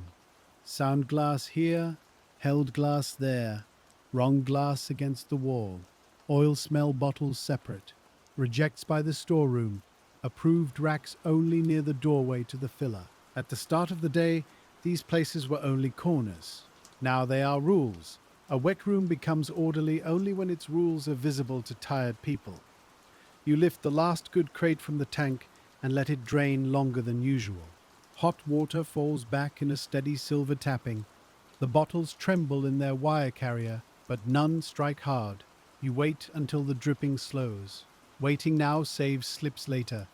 The brush machine accepts the first bottle cleanly, then the second, then the third. Its rhythm has grown familiar enough to feel like part of your own pulse. Set, catch, brush, rinse, release. The fourth bottle chatters. You pull it before the brush can force itself in. The lip is not chipped, but the bottle is slightly out of shape at the mouth, maybe warped from manufacturing, maybe worn by years of caps and washing. It might pass a careless feed. It might jam the capper. It goes to the doubtful row. The machine resumes. You feed only the mouths that sit true. The sound steadies again and the room seems to settle around it. At the rinse, the bottles come out clear enough to give you some hope. Water sheets off their sides without clinging to hidden grease. The shoulders look open to the light. The bases show ordinary wear, not sharp lines. Still, hope does not approve a bottle. The lamp does. You carry the first row to the bench and begin turning them one by one. The first passes, the second passes. The third has a faint ring inside the shoulder, but when you angle it, the mark breaks into water droplets and slides away. Approved. The fourth has an old bubble sealed in the base, round and harmless. Approved. The fifth has a narrow scratch across the embossing, but no crack beneath it. Approved. The rack grows with a steadiness that feels almost luxurious after the broken middle of the day. One sound bottle, then another, then another. Each one stands mouth down in its groove, draining cleanly, waiting for the filler. The foreman comes to the bench and watches the row fill. He does not interrupt. He only counts with his eyes and then turns toward the filling room. This time his shoulders look a little less tight. You finish the row, then the next. A doubtful bottle appears near the end, clouded at the inner heel. You set it aside without resentment. There are enough good ones now that one loss does not feel like a personal insult from the day. The rack reaches a useful size, not full, but good. The filler operator appears almost at the moment you look for him, as if the rooms have started breathing together again. You both lift. The rack is heavy, but balanced. The clinking inside it is low and even. No sharp note, no warning sound. The operator says quietly, "This should get the south wagon moving." You nod. The sentence is plain, but it carries half the afternoon. In the filling room, the driver for that route stands ready with his cap pushed back. He has already arranged the cases on a hand truck, empties stacked on one side, filled cases waiting on the other. His order sheet has milk marks at the bottom. His pencil has stained his fingers grey. The bottles fill. The caps seat. The filled cases build. 2, then 3, then more. Not many, compared with an easy day. Enough to send a man out with something in his truck. The driver lifts the first case and sets it carefully onto the hand truck. He checks the caps with a glance, because every delivery man has seen what a loose cap can do. Milk finds corners quickly. It slips under wood, into straw, between boards, and into the seams of a truck bed.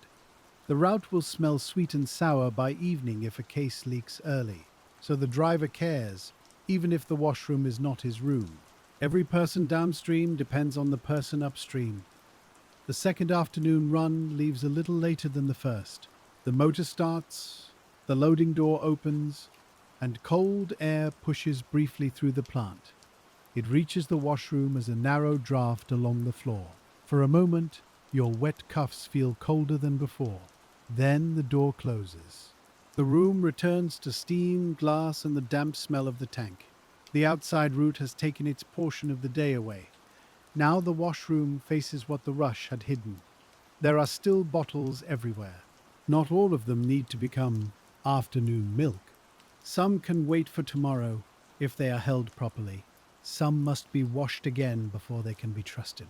Some must leave the bottle room entirely. The foreman says the filler has enough for the next short order if you can build one more rack from the sound row.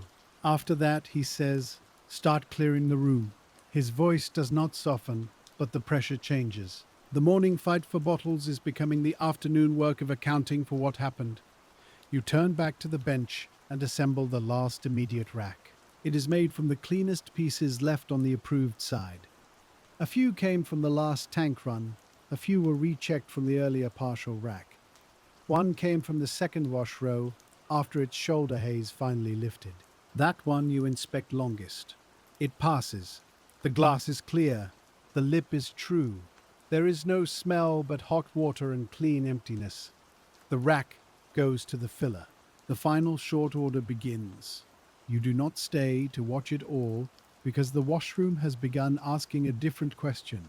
What must be ready before 4 tomorrow? The answer begins with the tank. You cannot leave tired wash water waiting overnight and call the room prepared. Old heat cools into old smell.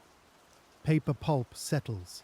Milk fat clings to corners. By morning, yesterday's neglect would rise with the first steam. So, when the foreman gives the nod, you stop feeding the washer. The machine runs empty for a few turns, water striking metal instead of glass. Then you cut it back, and the sudden quiet feels large. For most of the day, the brush machine has made the room feel occupied. Without it, you hear smaller sounds. The drip from the racks, the distant kappa, the driver's boots near the loading door, the soft ticking of steam lines cooling and warming by turns. You pull the remaining bottles away from the feed table and divide them again. Sound but unwashed company quarts go into one area for the next full wash. Doubtful company quarts stay marked for second inspection. Wrong dairy bottles remain in their tagged case. Pints wait separately. Rejects are not to be mixed with anything. The helper asks where to put a crate of half-sorted returns from the morning truck. You look inside before answering. 3 company quarts, 2 wrong dairies. 1 pint. 1 cracked at the neck. A bottle with a piece of string tied around its shoulder, perhaps from a household use. You tell him not to stack it as a whole crate. Break it now. If it waits mixed overnight, tomorrow's dark will turn it into a fresh mistake. He nods and begins sorting. His hands are less certain than yours, but they are learning. He reads the embossing slowly, sounding out the raised letters with his thumb before trusting his eyes. You show him the difference between your dairy's shoulder and the other company's shoulder. Not the name, the shape. Your bottle rises a little more squarely before the curve. The other slopes sooner, and the lip sits lower. In wet work, shape is faster than reading. A tired eye may miss a word. A trained hand feels the wrong glass before the mind names it. The helper tries again.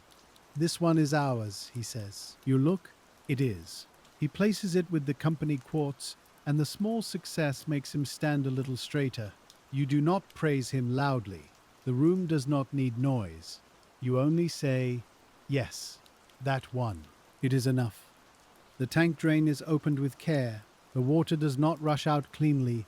It moves thick at first, carrying softened paper, grey foam, and tiny pieces of milk film toward the pipe. Steam lifts from the opening and fogs the lower part of the room. The smell changes as the level falls.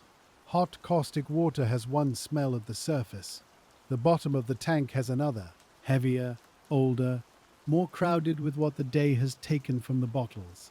You keep the skimmer ready, catching larger scraps before they can gather at the drain. The helper stands with the broom, guiding water along the floor channel. The foreman watches the drain for blockage, because a clogged tank at the end of a hard day is a poor reward. A wad of paper caps catches near the outlet. The water backs up slightly, then swirls. You reach with the hook, pull the wad free, and drop it into the waste pail. It lands with a wet slap. The drain clears. The tank level begins falling again, revealing the dark wet line along the inner wall. This line tells the story of the morning. Milk fat, paper pulp, mineral scale, soot, and city grit have made a ring where the water stood longest. It will not leave by draining. It must be scrubbed. That is the part of cleaning people forget.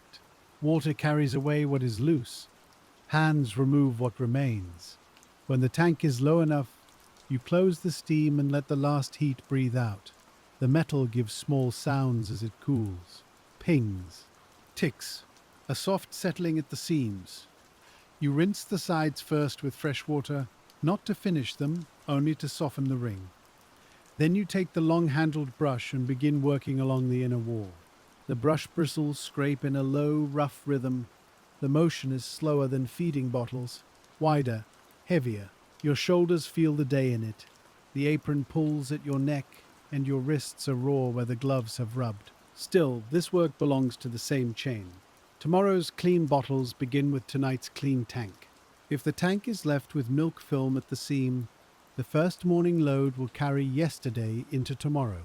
You scrub the near side, then step carefully around the puddle to reach the far side. The floor is better now that the drain has cleared, but it is not dry. A dry floor in the bottle room is more idea than fact. The helper follows with a rinse hose, washing the loosened film toward the drain. The water runs grey, then paler. Bits of paper appear from corners you thought were already clear. They travel like small ghosts of the day. You catch them with the skimmer. The waste pail is nearly full. Its contents would tell a strange history if spread out on a table.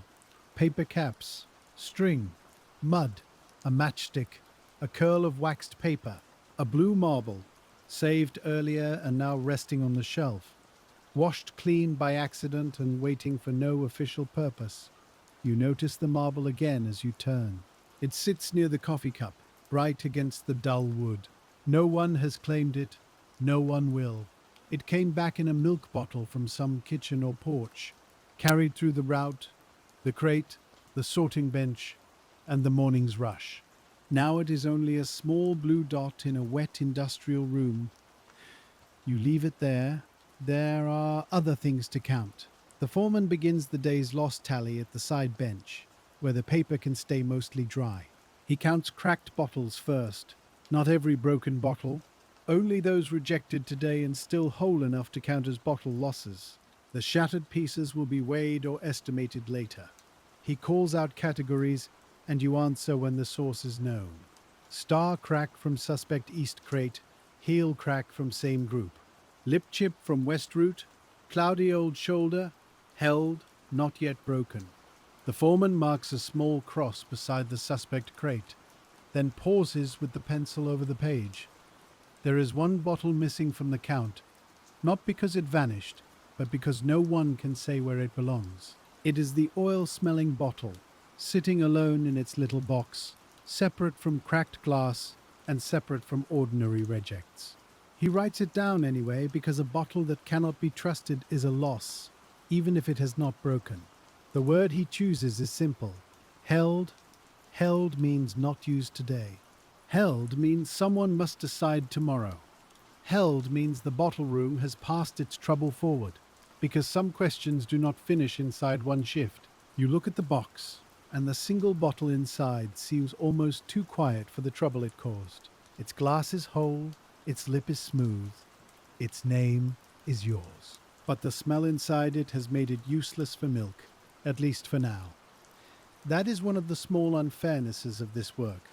A bottle can look clean and still not be clean enough. It can pass the eye and fail the nose. It can belong to the dairy and still not belong on the filler. The foreman finishes the tally, then tears the damp page from his pad and folds it once. He will carry it to the office, where the numbers will become part of the day's account.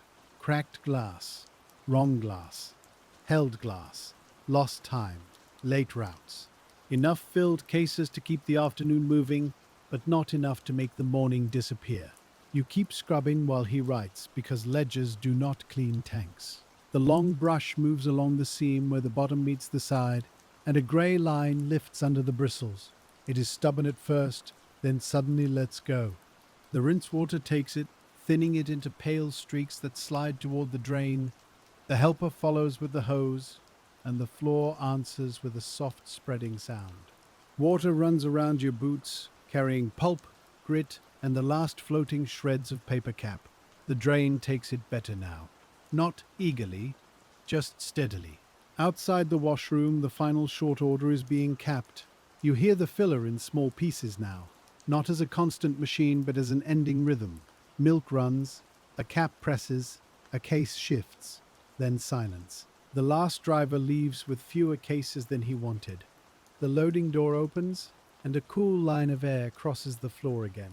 For a moment, the room smells of outside streets, wet wood, horse leather, gasoline, and late afternoon smoke. Then the door closes, and the bottle room returns to itself. No one says, "The day has been saved." That would be too large a phrase for what actually happened. The day has been carried. That is closer.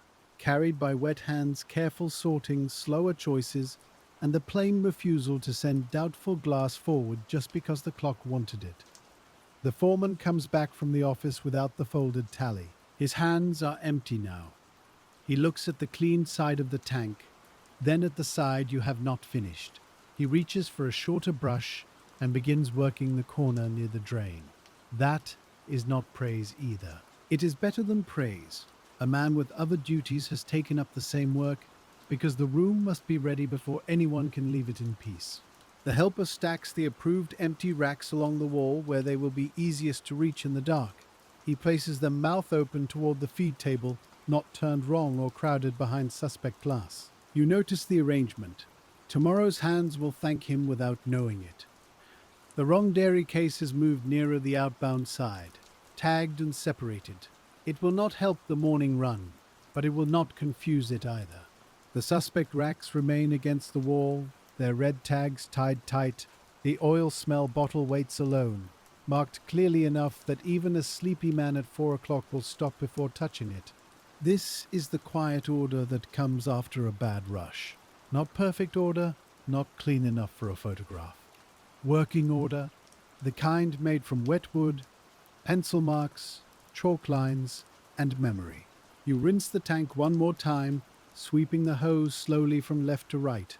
The water runs clearer now. Not clean at first glance only, but clear after it crosses the seam, clear after it reaches the drain, clear enough that tomorrow's caustic wash will begin as a new solution, not a tired continuation of today. The steam is off. The pipes still tick, cooling in the walls. The brush machine stands open and still, its bristles dark with water, its chain hanging in a shallow curve. For hours it asked for bottle after bottle. Now it asks for nothing. You wipe the feed table with a rag, clearing grit from the metal guide. A small chip of glass catches in the cloth. You stop, unfold the rag, and pick the chip out with careful fingers. It is no larger than a grain of barley. Still, it is glass. You drop it into the broken glass pail, where it makes almost no sound. That is how the day keeps reminding you of its shape. Even at the end, there are small, sharp things left behind. The inspection lamp is the last station you clean before putting away the brush.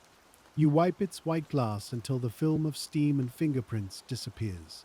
For a moment, the lamp shines with no bottle in front of it. Just a square of pale light in a damp room. All day, that light has decided what may move and what must wait. Now it rests on the empty bench. There is no lip to check, no shoulder haze, no hidden star crack brightening under your hand. You turn the lamp off, and the room dims at once. The high windows still hold a little grey light, but it is thin now, stretched across the wet floor. The day outside is not night yet, but inside the bottle room, the shift has begun to loosen its grip. You pull off one glove, then the other. Your fingers are pale and wrinkled, with red places near the knuckles, and a sore band where the cuff rubbed all morning. They smell faintly of soap, steam, rubber, and old milk, even after rinsing. Work has a way of staying on the skin. The apron comes next. It is heavy when you lift it over your head, and colder now that the room is cooling. You hang it on its peg, where it drips steadily into the little dark patch below. Tomorrow, it will still be damp. Almost everything in a bottle room is still damp tomorrow. The helper finds the blue marble on the shelf and holds it between two fingers. He asks what to do with it. You look at it for a moment. It is clean now, brighter than anything else in the room, with a little swirl of color trapped inside. You tell him to leave it there. Maybe the driver will know the house. Maybe no one will. Maybe it will sit on the shelf for a week, a small round thing that came in with the dirty bottles and stayed after the milk went out. The helper sets it back beside the empty coffee cup. It rolls once, touches the wall, and rests. That is enough. The foreman checks the red tags again before leaving the room. Held for inspection. Wrong dairy. Fuel smell. The pencil words are plain, but they carry the whole story of the day for the next man who reads them. He touches the suspect rack handle once, as if making sure the string will hold. It will hold for the night. Beyond that, nothing is certain.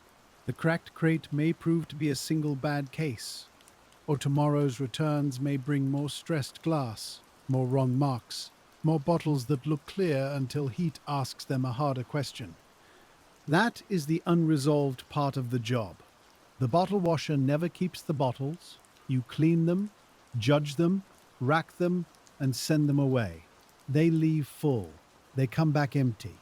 They bring the city with them. They bring porch dust, cellar damp, children's hands, kitchen smoke, street mud, and the quiet carelessness of ordinary life. They bring honest use. They bring mistakes. They bring back the same question every morning. Can this glass be trusted again? You set the first empty rack where it will be needed before dawn. Not in the corner. Not behind the held glass. Right beside the sorting bench, square to the table, ready for the first cold bottle from the first returned crate. The room looks smaller now. Without the moving chain, without the filling room waiting, without drivers at the door, it is only a wet room with tools in their places. The tank is empty, the brushes are rinsed, the reject crates are set apart, the clean racks wait like quiet furniture. A few drops fall from the edge of the tank into the drain channel. One, then another, then nothing for a while. You take one last look at the held bottles. The red tags are easy to see, even in the fading light. That is good. Tomorrow will begin in darkness again, and darkness is when poor markings become poor decisions.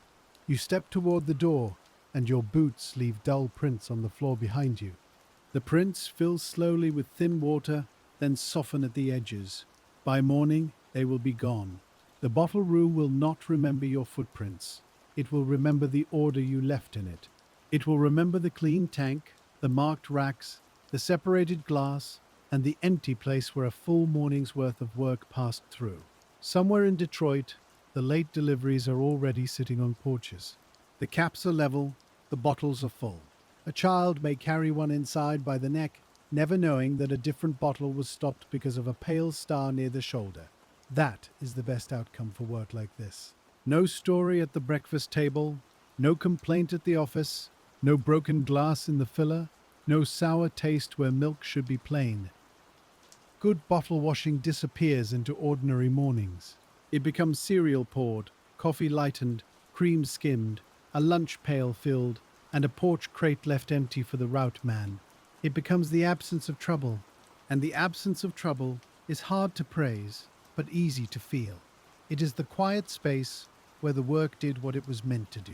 The foreman pulls the door nearly closed, then leaves it open a hand's width for air. The room exhales slowly through that narrow gap. Steam fades from the high windows. The metal cools. The wet wood darkens as the light leaves it. The blue marble rests on the shelf. The red tags hang still. The first rack waits beside the bench. Before long, the city will turn toward another morning. Routes will gather their empties. Households will set bottles out, some rinsed, some sour, some cracked in ways no one can see, and somewhere before the light comes up, you will put your hand around the first cold neck of glass and begin again. The room is quiet now. The tools are where they belong. The bottles that could leave have left, and the bottles that must wait are waiting. For a little while, there is nothing to sort, nothing to feed, nothing to judge under the lamp. Only the last slow drip into the drain and the dark shape of the tank, cooling for tomorrow.